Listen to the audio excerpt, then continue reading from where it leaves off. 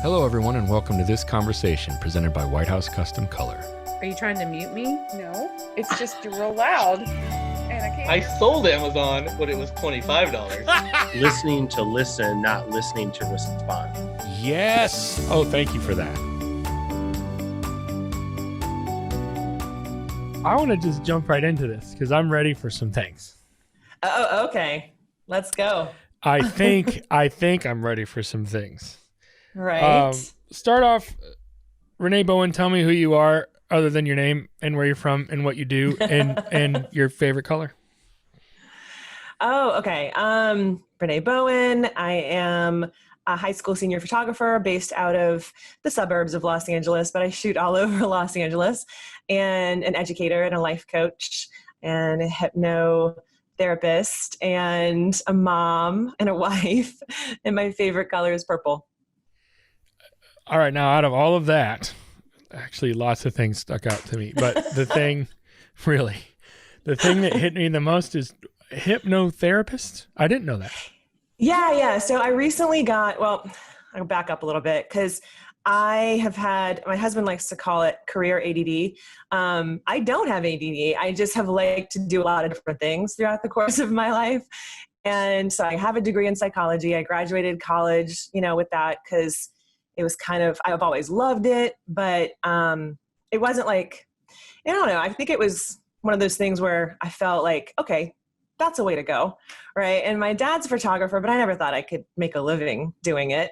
And then after college, I moved to Los Angeles with the intention of maybe going back to grad school, but that didn't happen. So I went to massage school. So when I went to massage school, I kind of opened up to like a whole woo-woo area of life. So that's when I started diving into all the different types of things that people can do to connect their mind and body. And I worked as a massage therapist for a really long time. And it wasn't until I kind of transitioned from massage therapy into photography in the early 2000s when my kids were little. And then anyway, you went from one woo-woo industry to another woo-woo industry, just a different type of woo-woo. Just a different type. Fair enough. Yeah. So I had to teach myself business, I had to dive into all of that because I was like, oh yeah, I love shooting. I started making money at it, but then quickly realized, okay, this is just a really expensive hobby if I can't figure out how to monetize it. So then I learned business and all kinds of other things. But in the course of the last year and a half, I've been taking my mentoring and educational stuff further. And what I have found is that it is kind of like my first love, psychology. And I love really working with people and coaching them. So the coaching has become really what I love to do more than anything. So I got certified in NLP, which is neuro-linguistic programming, life coaching. And then I also got certified for hypnotherapy at the same time, because I am a huge geek when it comes to getting our subconscious and our unconscious mind to rewire. That's the key, man. That's the key. I had no idea. I want to just explore this a little bit because I didn't expect this. This was way off script, and I don't use a script anyway. But yeah,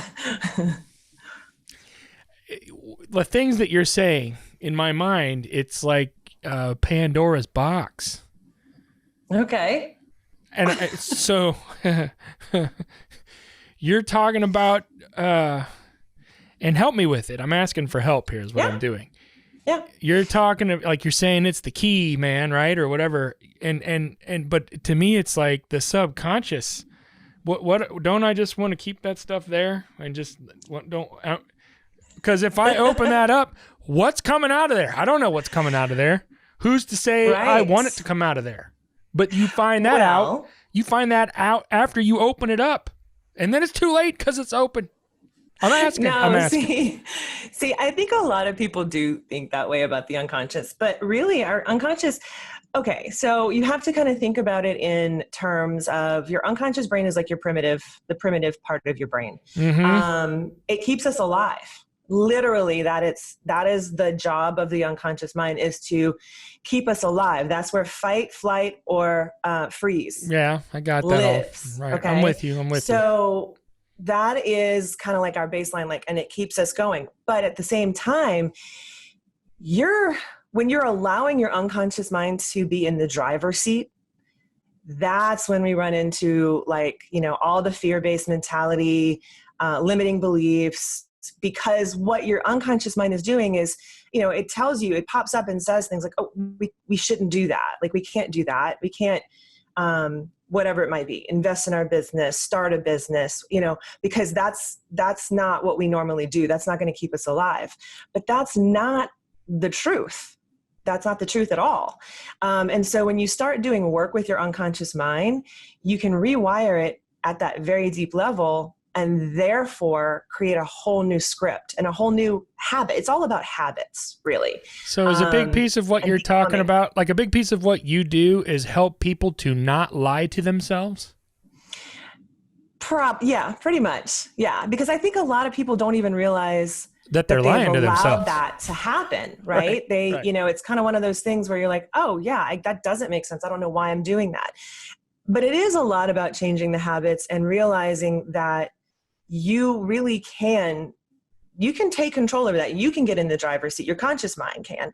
And so what I do is, I work with people in my coaching with it, but as part of my membership, I have a senior photography membership. And as part of that, I started offering them a monthly hypnosis. And so I create hypnosis tracks based on like what we're kind of going through. There's one on fear, there's one on abundance, there's all kind of different things. And the idea is that it's not like meditation, where I feel like a lot of people, when they try and do meditation, they're like, I can't meditate because they feel like they have to be a certain way or do a certain thing and pay attention. And that's not what hypnosis is about. It's literally about moving aside, so that your unconscious brain can listen to what's happening on the track and therefore create change quick. It's basically like years of therapy condensed. It's kind of amazing, truly. How do you have to do that in person? If I want you to hypnotize me, I could book, well, for lack of a better word, because I don't want to be hypnotized, I don't think, because I'm freaked out about it, ironically. Yeah. Like, we're talking about dealing with fear, and yet the tactic that you use to deal with fear is something that sounds terrifying to me right now.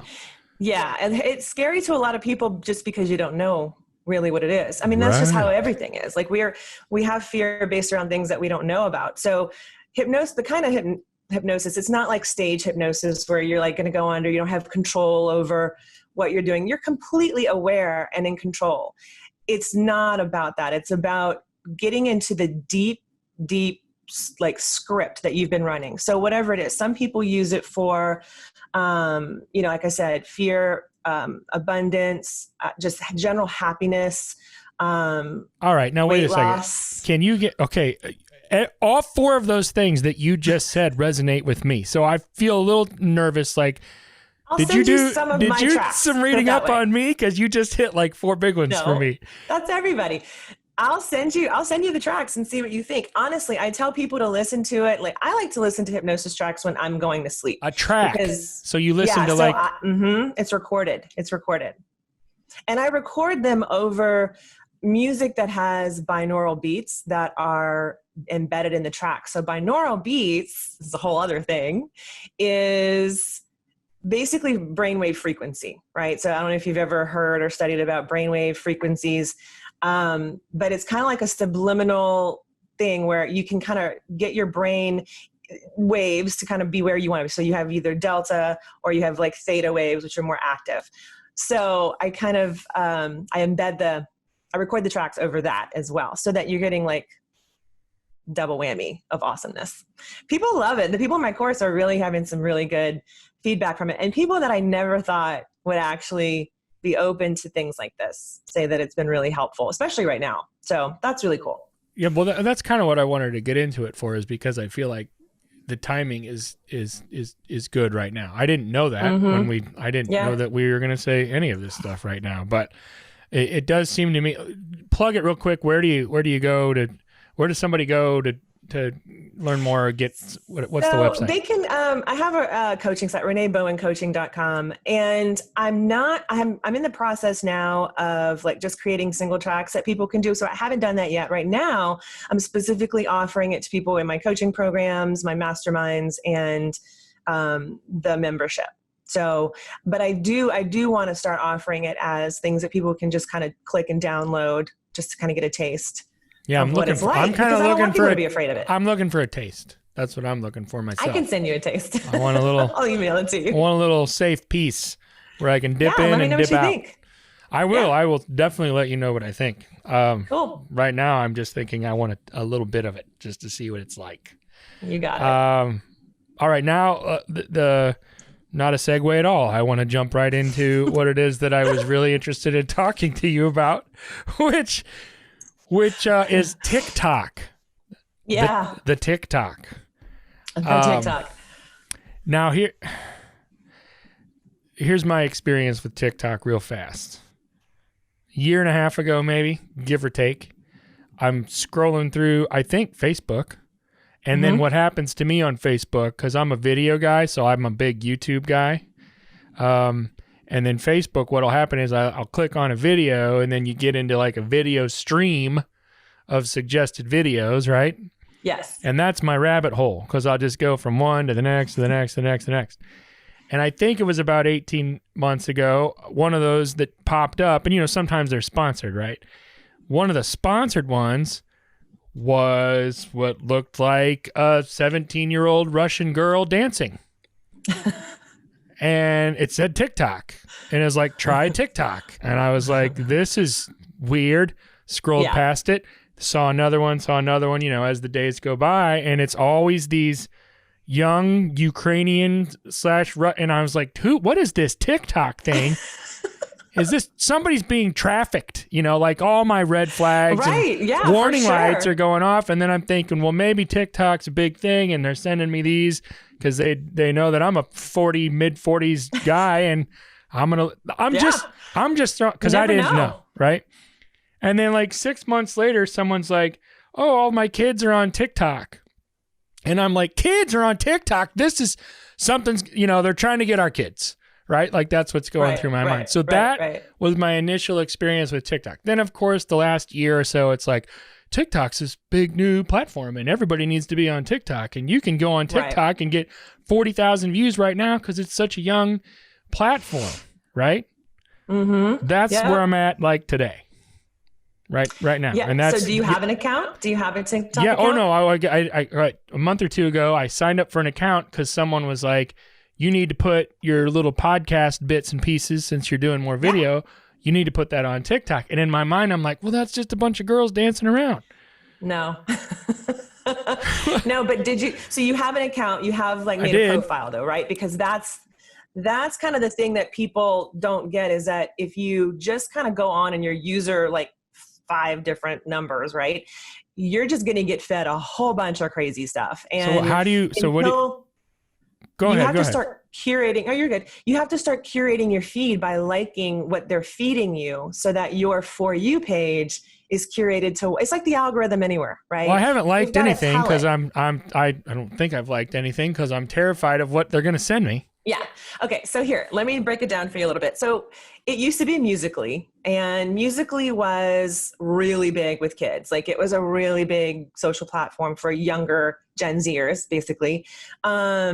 And then it was bought by TikTok. So I started talking to photographers about TikTok about a year ago. And at first people were like, stop it. We're not doing it. Because it's another one, or why would they, why? Because what you just said, you hop on if you just hop on and you don't make a profile and you just start looking at what they're feeding you, it's like, I don't know about this. I mean, like there's a whole bunch of crazy, weird stuff on there. And there's no, if there's anything goes, right? There's no rhyme or reason, it seems like. It's anything goes? Overwhelming for people. TikTok is anything goes? Yeah, I mean, that's what I'm saying. It's not just about young dancing people. There is that on there. Right. But there is a whole bunch of other stuff too. And so many people are using it for business now. So, but nobody was really, when I started talking about in my group to the senior photographers, and I was like, guys, literally our client base, that is where they are. Yep. That is where they are.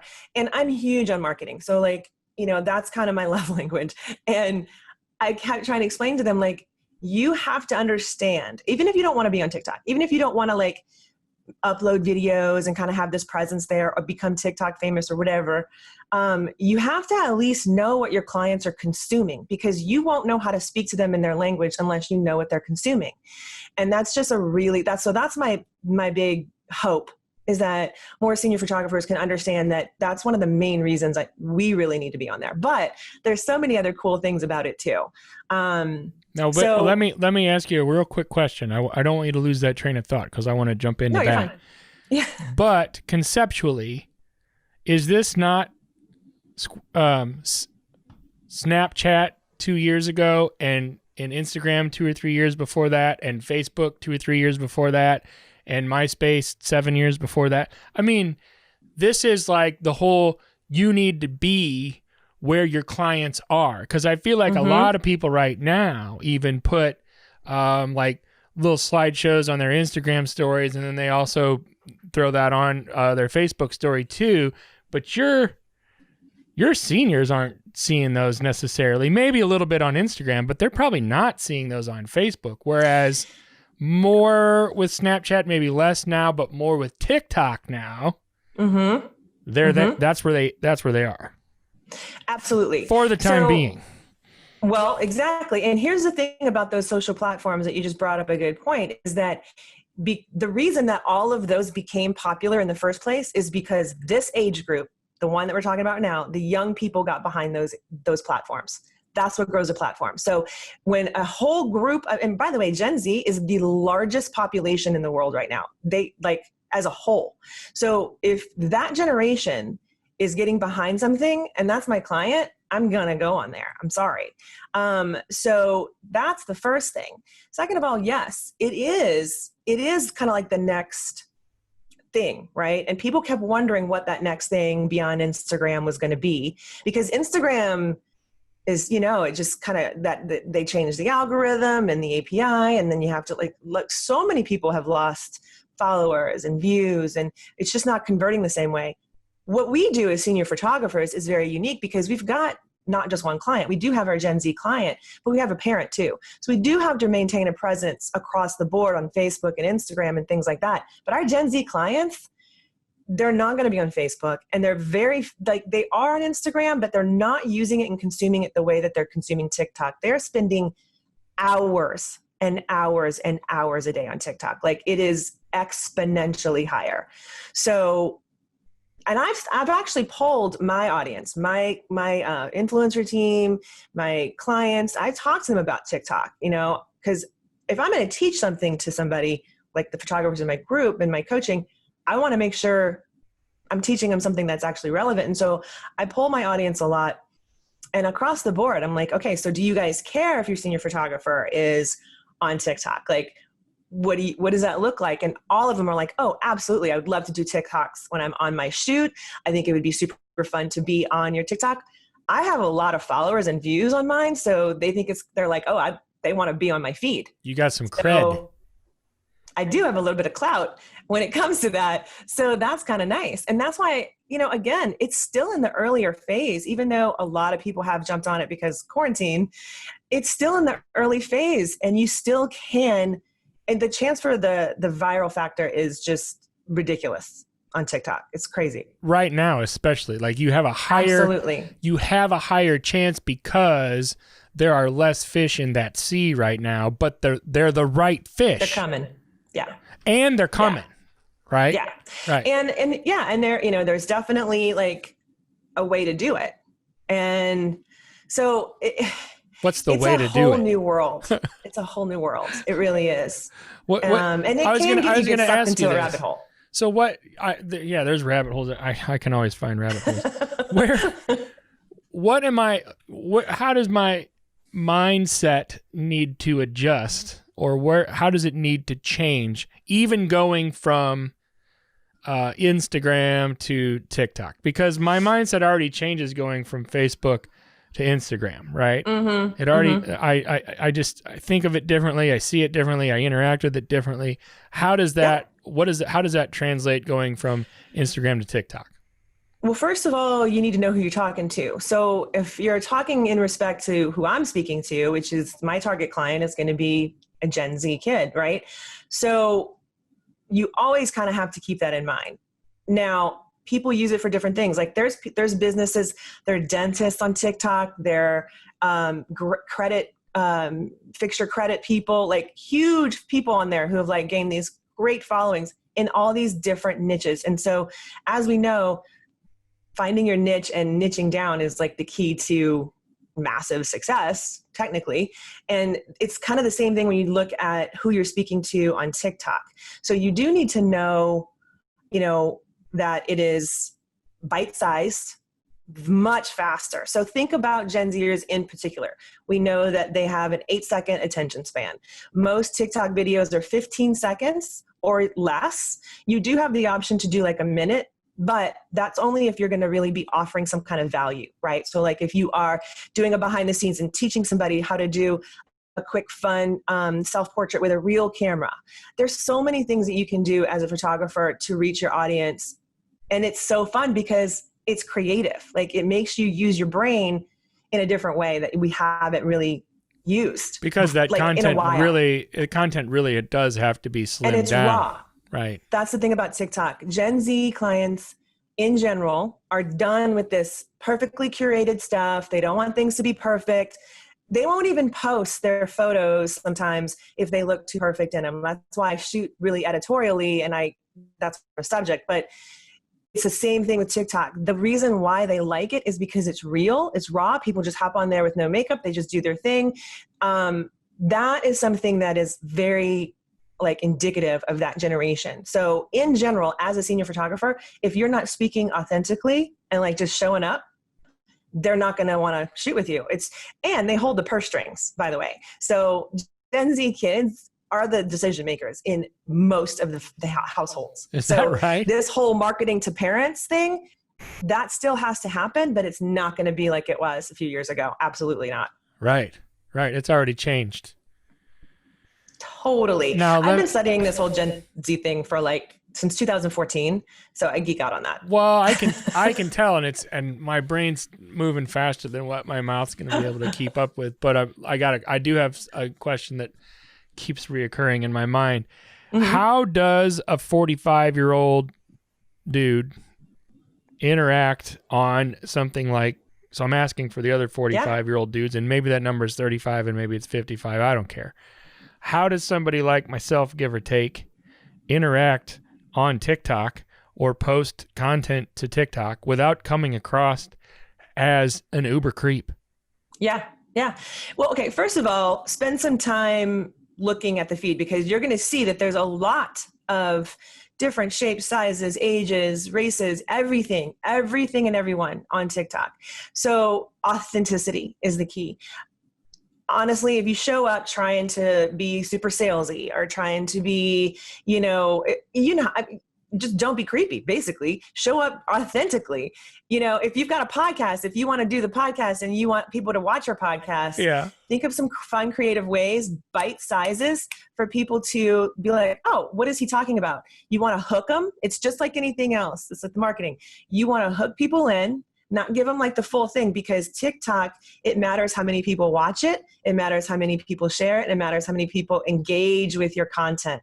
So if you get something and it's like a bite-sized piece, maybe you do a behind the scenes with a photographer or someone that you're talking to, or maybe you're talking about, this is my favorite mic for a podcast. If you guys want good sound for your stuff, here's what to do. Yeah. Provide value, be authentic, show up, and don't be afraid. Right? So don't let that fear stop you, because that's what a lot of people tell me, especially the moms. Hello, I'm almost 50 years old. Okay. I don't have any business being on TikTok, but I've gotten to the point where I've surpassed like my kids now. They have hardly any followers. And they're like, how did you get so many followers? So it's kind of fun in that respect. That's awesome. Because every one of the moms are like, oh my God, my kids have strictly told me, do not get on TikTok. I'm like, okay, first of all, is your kid paying your bills right now? Are they your target client? Probably not. So no, that doesn't listen. And also get past that, oh, I have to look a certain way or I have to be a certain way. Like, no, that is not the world we live in anymore. Gen Z is making sure of that. They are pushing us Gen Xers out of our comfort zones. and it's really awesome.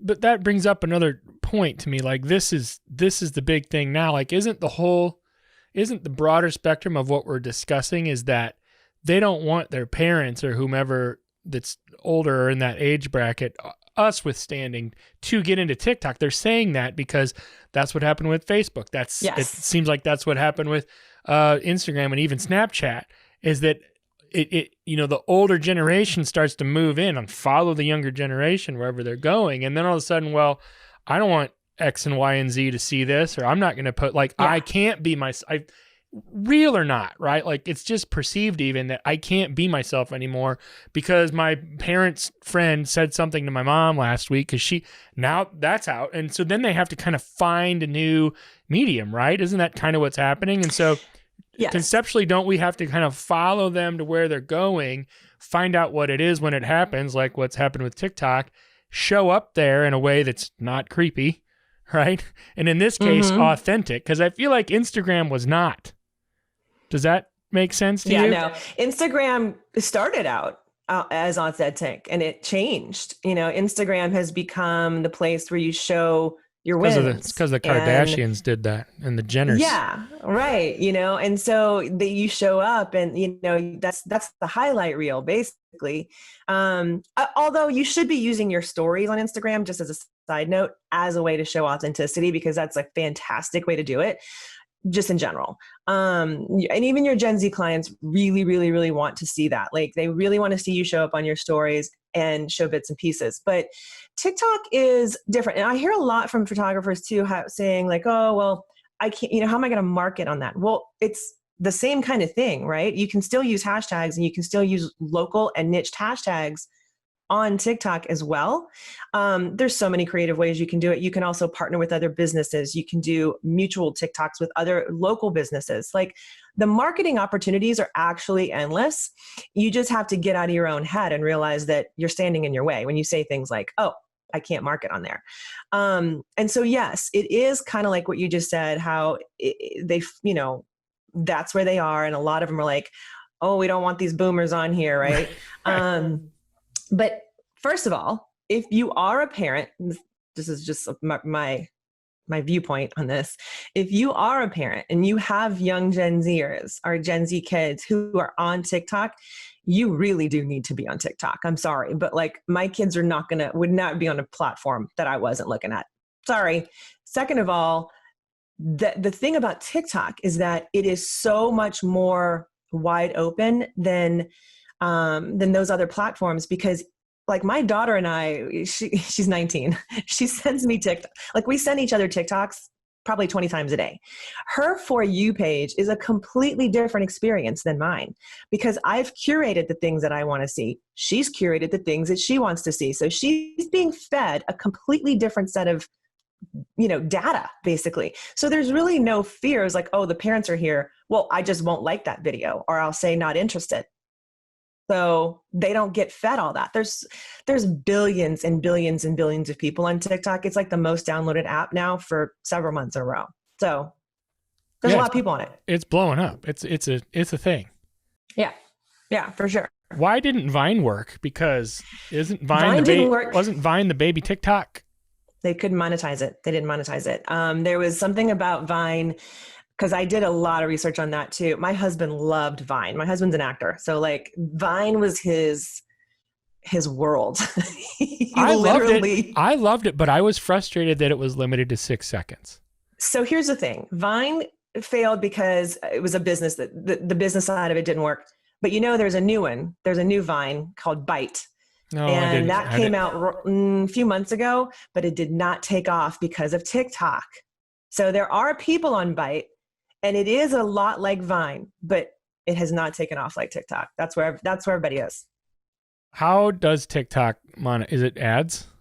Is that how they're doing it? Well, so they do ads now, but it is very expensive. Like, I mean, we couldn't, it's like $6,000 to do a basic ad.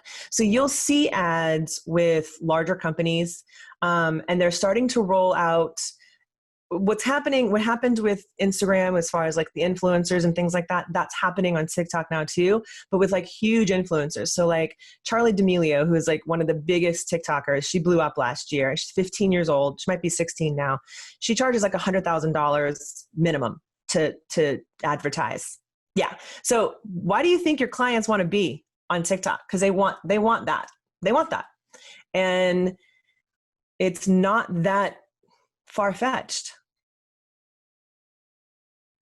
That sounds crazy to me, though. It's crazy. No, it's not just her sister and her mom even. So like it is a whole different thing. But at the same time, like if you're on a shoot with a client, you're talking to your clients and they start bringing up something like Charlie D'Amelio and you don't know who they're talking about. How relatable are you to your teenage client?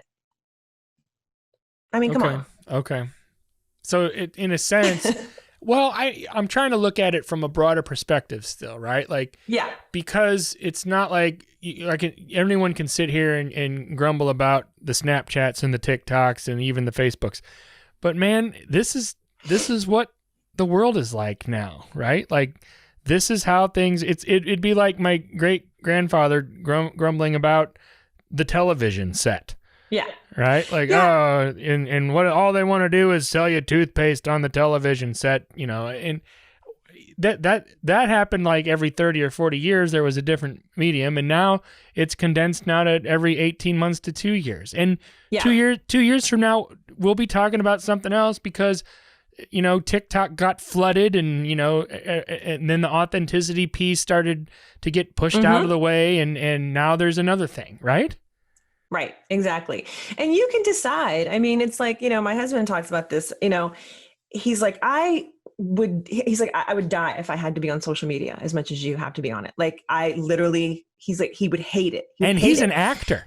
And he's an actor. So he can't handle, he cannot stand it. He's like, I don't know how you do it. Well, I've gotten this, to the place where I can batch and I'm very organized about it. And that's what I teach other people how to do too, because you don't want to spend hours and hours of your time. No. But at the same time, it's really important. And so you can choose though, how much time you want to spend on something and where do you want to spend your energy. When you're in the business of working with teenagers though, you really got to think about that aspect of it. And so, I come across photographers sometimes who are like, well, I don't want to do that. I've been in business for 25 years and, I really don't want to learn this new platform. I don't want to do that. And my first question to them is, how is your client base right now? Like, have you seen clients fall off? Do you still have a lot of leads? Like, how are you getting do you have a good word of mouth? Like, where is it coming from? Right. And most of them will say that they have seen a huge drop in business over the last year to 2 years, depending on their location in the country, because the coasts have seen this first, right? And this all started happening a couple of years ago. And now because of TikTok, this is the really interesting thing. Because of TikTok, it has made that world, our world, so much smaller in that respect, because now it's everywhere. So kids in the Midwest are seeing, kids in California and what they're doing, and everything is blending together now. Whereas before it took a little bit longer for the trends to get to the middle of the country, and it's not happening anymore. Right. I know I was like 3 years behind the Bugle Boy phase in the late 80s and early 90s. I didn't even have MTV. Okay, that is how far out in the country in Louisiana. We didn't either. Because we lived in the country too. Yes, I had to go to my friend's house, which was 35 minutes away from me, to go watch MTV. And Friday night videos. Did you have Friday night videos? Friday night videos on one of our 4 channels, because when Fox was added to the mix, it was like, it rocked our world. I was like, Fox, there's another network? Are you kidding me? I'm going to have 33% more channels? Yes, exactly. It was very exciting. So it's the same kind of thing. I didn't realize that you were as old as me. I thought you were so much younger than me. I really did. Oh, no, I'll be 50 in September. That blows my mind. That blows my mind. I had no idea. I'm not fighting it. I'm embracing it. But yeah, no, I have a 21-year-old and 2 19-year-olds. So I did not. I knew you had children. I didn't know they were that old. I didn't know that you were that old. So I don't know. Here's what I want to end with. You mentioned something I was reading up on you. I mean, I know who you are, but I was reading up on you a little bit, and you were talking about balance. So transition real fast here at the end and talk about balance? Because the more you've talked about your business and what you're doing, the more I just keep seeing you spinning plates, man. And you got like 100 plates spinning, and in my mind, you're just running around spinning all those plates, and yet you have these babies, and you have a husband who's an actor, and you live in the acting capital of the universe. How do you do all that stuff? So it's changed over the years. And I was just actually I was talking to my friend this morning over I do a Zoom workout every morning with my trainer because we Of can't do course it in you do. person. And there was and my friend Jackie is in there with me, and she runs an online business, but she's not in the photography business. And she was talking about this. Her kids are like older teens, and our trainer has younger kids, and our trainer is trying to kind of get into online as well. She's trying to convert a lot of her business online where she teaches other trainers. Right. And so we're kind of coaching her a little bit. And, she said something about that. Like, I don't know how, like at this point, all I can do is make sure my kids get fed, and like I'm having to homeschool them now and this whole other thing. And I was like, okay, stop. First of all, you can't compare what you're doing to what I did or what I'm doing right now, because I have grown kids. They don't need me in the same way that they did when I first started my business. I could not have done what I'm doing right now. That's a when good my point. kids were little. Yeah. At all. So don't compare yourself. That's the first thing. And that happens a lot, right? So us senior photographers, it probably happens in other businesses too, but I see that a lot of senior photographers market to each other instead of their clients, and they compare themselves to each other. And stop it, because that's not worth it. So that's the first part. And as far as like finding balance in general, it really has a lot to do, I think, with really being clear. First, having that clarity on what exactly do you want? Like, do you want to have a business where you shoot a ton of people, or how many seniors do you want to take this year? Being really, really clear with yourself and holding yourself to that number, so that you don't start running that rat race of I have to keep up with this person or that person. What's really important, and I think what the quarantine is doing right now too, is showing us what's really, really important, right? So, maybe spending time with your family is more important right now. Maybe raising your kids is the most important. The reason I created this business is because I had a kid with special needs. My oldest son has autism. I wanted to be there for him. I wanted to make sure he got his therapy every day, and that I was the one taking him. But I also wanted to have a career. So I had to be really clear with myself on what I was going to allow to happen, and how I was going to either, overextend myself or not. And I'm going to tell you, in 2013, it was not a good year. That was when I was kind of starting to get into education and mentoring, still running a really successful high volume, like not high volume, but very successful senior business. So babysitting clients, right? It's a relationship business, plus being married to an actor who was traveling all the time shooting. And my kids were like 13. Your kids are like, teens, young teens. Good God. I had 3 teens. teenagers. Right. And so I almost lost my mind that year. That was the year that I was like, okay, nope. My health took a toll. I have Hashimoto's, so I have an autoimmune disease. I was not okay. So my advice is to not let it get to that point. Really, if you can, don't let it get so far yourself where that's your wake up call. Right. Be really real with yourself. Check in with yourself. Like, how am I feeling right now? How are my kids? What's my relationship like with my husband? Being really, really, really clear with yourself and honest with yourself is not easy, but very, very, very necessary. Where in the world do people go if they want more Renee? I got a lot of places. So I'm pretty much Renee Bowen across the board on all social, except TikTok. It's Renee_Bowen. But I have ReneeBowen.com, which is my main site for photography-based stuff. There is a couple things, resources for photographers there, but I just converted most of my coaching stuff and educational stuff over to ReneeBowenCoaching.com. And so from there, you can see coaching masterminds, online courses, templates, all that kind of stuff. I have a TikTok course that I just launched last month. Yeah, I think it's been a month now. And yeah, that's going really, really well. So people are having a lot of fun with the TikTok course, and it comes with a private group too.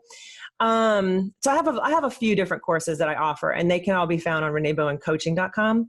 And then I do have a free group for photographers on Facebook called Level Up with Renee Bowen. And I think it's Renee, it's facebook.com level up Renee Bowen, something like that. You can search it, but I can also send you the link as well. But they can find that link on all those websites too. So I am impressed more than I thought I would be, and that does not happen very often. thanks. I've been in this industry 20 years, and I tend to be, and people know this about me if they know me, I tend to be pretty jaded. When something genuinely impressive happens, it makes a bigger impact than normal for me, and I am intrigued and I am impressed, and I want again to circle back. I would like a taste of the hypnosis I will send thing, you, because I don't know what when you even got into the binaural stuff, I'm really intrigued about that too, because I'm a big music and even just sound in general guy. So anyway, we can talk about that more offline. But in any case, I really appreciate your time. Thank you for doing this. And Thank you. Stay safe and whatever it is that you guys have to do out there. We didn't really touch on the crazy pandemic because I sort of didn't want to, but I do hope you and your family are doing well, and you're getting through this as I hope everybody is. And it would be fun to see you in person and talk about things sometime. So hopefully that'll happen too. Definitely. Thanks for having me. Have a good one. Anytime. You too. Hey guys, thanks for watching this conversation presented by White House Custom Color on YouTube. Be sure to check out our other content and click that subscribe button right there. Right. Right there. It's there somewhere.